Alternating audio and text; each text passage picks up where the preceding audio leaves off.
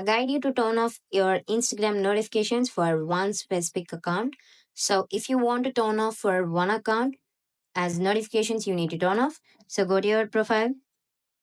See, I have two different accounts. Now I need to turn off notifications for this account. So I have logged into this. So I can tap on three lines here. If you scroll down, you can find notifications. So what I can do is all that go for pause all notifications. So here you can see the pause all notifications only longer for 8 hours.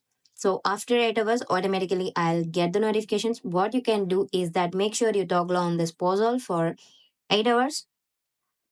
After that, go for the followers following and make sure you click on all request as off, off, off, and go for off all over.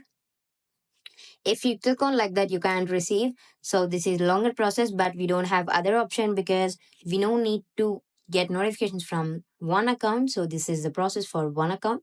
So go to your account that you need a specific for you don't get notifications. So tap on this. So after that, you can not receive notifications from that specific Instagram. Thank you.